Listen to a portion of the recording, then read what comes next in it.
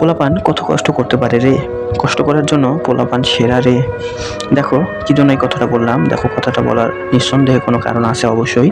দেখো এখানটায় আমরা একটা কোশ্চেন নিয়েছি, m equal two 1 minus 2 minus 3 5 হলে m ইনভার্স নির্ণয় করো। অর্থাৎ আমাকে বলছে এই m ম্যাট্রিক্সের বিপরীত ম্যাট্রিক্স নির্ণয় করো। এটা আমরা শর্টকাটে কীভাবে করব, আমরা সবাই তো করি লংভাবে করি, লং প্রসেসে অনেক বড় হয়, কিন্তু আমরা এটা খুব শর্টে এই কোশ্চেনটার সমাধান করব। দেখো শুরু করি, দেখো সমাধান শুরু যদি করি, আমরা প্রথমে কি কাজ করব, আড়াআড়ি আমরা আড়াআড়ি কি করব, চেঞ্জ করব। দেখো আড়াআড়ি চেঞ্জ করব, তার আগে একটা কাজ আছে সেটা করে নিতে পারি। দেখো প্রথমে আমরা এটা মুখে মুখে আমাদের হয়, তারপরে আমি মান বের করে নিচ্ছি। দেখো অর্থাৎ modulus of m equal to কী হবে, 5 হকে 5 মাইনাস, দেখো এই 5 মাইনাস, এখানে মাইনাস মাইনাসে প্লাস, 3 দুগুণী 6, অর্থাৎ এখানে যে মানটা আসলো সেটা আসলো -1। মডুলাস m এর মান আর হলো। এখন আমরা যেটা বের করব, যে আমরা জানি m ইনভার্স ইকুয়াল টু, আমরা যে জানি সেটা হচ্ছে 1 divided by modulus of m into adjoint of m। দেখো তাহলে আমি এখন সামারিটা বলি, যে এই m ম্যাট্রিক্সের আমরা কি করব, বিপরীত ম্যাট্রিক্স নির্ণয় করব। এখন আমাদেরকে কি কাজটা করতে হবে, দেখো মডুলাস m বের করতে হবে। মডুলাস m বের করলাম। এখন আমরা m ইনভার্স ইকুয়াল টু জানি যে 1 divided by modulus m into adjoint of a। এই অ্যাডজয়েন্ট অফ এটা কিভাবে বের করে, দেখো অ্যাডজয়েন্টে আমরা বের করব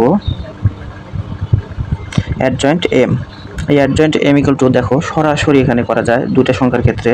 এখানটায় দেখো এক্সচেঞ্জ হবে, দেখো এই 5 যাবে এই 1 এর কাছে, এই 1 আসবে এই 5 এর কাছে। দেখো দেখো চেঞ্জ করে ফেললাম। দেখো এখানে আসবে হচ্ছে 1, আর এইগুলো এই দুই পাশে যে সংখ্যা থাকবে এদের কোনো চেঞ্জ হবে না, এদের শুধুমাত্র চিহ্নের পরিবর্তন হবে। আছে কি -2, তাহলে হবে হচ্ছে +2, এখানটায় হবে কত, +3। দেখো কি সুন্দরভাবে হয়ে গেল। এখন আমাদের এইখানে যদি আমি বসায় দিই, তাহলে দেখো m ইনভার্সের মান আসছে কত, -1, আর অ্যাডজয়েন্ট এর m এর মান আসছে কত, 5 2 3 1।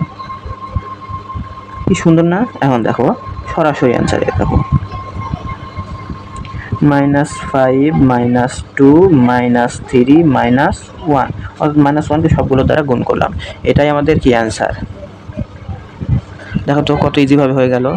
এত সুন্দর কোশ্চেন আমাদেরকে অনেকভাবে অ্যাডজয়েন্ট বের করতে অনেক ঝামেলা করে, তো আমরা লং প্রসেসে করব না, আমরা এই শর্ট প্রসেসেই করব।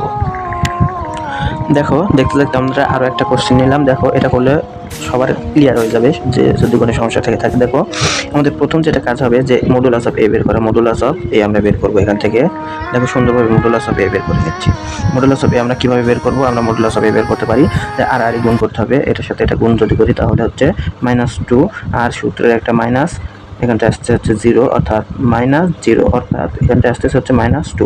মডুলাস a এর মান বের করছি। এবার দেখো অ্যাডজয়েন্ট বের করবো।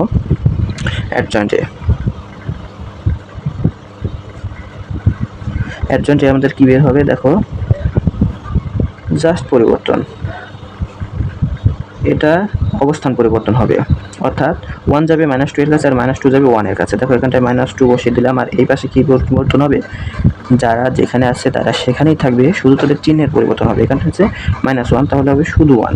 এখানে আছে 0 0 মাইনাস প্লাস যা দিবে তাই 0ই থাকবে। এক্ষেত্রে কি হচ্ছে, এখানে আসতেছে 1 আসতেছে, এখানে 1। ঠিক আছে, তাহলে এখন টোটালি কি আসতেছে, দেখো টোটালি যেটা আসতেছে সেটা হচ্ছে a ইনভার্স ইকুয়াল টু আসতেছে 1 ডিভাইডেড বাই কত, এই -2। এবার আসতেছে দেখো -2 1 0 1। এইবার দেখো হালকা একটু পরিবর্তন আসতেছে, পরিবর্তনটা কীরকম দেখো, এইখানে দেখো 1 কিন্তু কী ছিল, 1 ডিভাইডেড বাই ভাগ ছিল। দেখো 1 ডিভাইডেড বাই -1 ছিল, 1 ডিভাইড বাই -1 ছিল, যার কারণে এখানে -1 গুণ হচ্ছে। এই ক্ষেত্রে কী হবে, এই ক্ষেত্রে এইভাবেও রাখতে পারো, এটাও অ্যান্সার, আবার তুমি চাইলে এটাও করতে পারো, এটাও একটা অ্যান্সার দিতে পারো। দেখো সেটা কি, যে -2 ডিভাইডেড বাই -2 অর্থাৎ 1। এক্ষেত্রে আসতে পারে হচ্ছে -1/2, এক্ষেত্রে হচ্ছে 0 ডিভাইডেড বাই সামথিং যদি করা যায় তাহলে হচ্ছে 0, আবার এখানে হতে পারে হচ্ছে -1/2। দেখো এটাও একটা অ্যান্সার, দুটাই অ্যান্সার। দুটাই অ্যান্সার হতে পারে।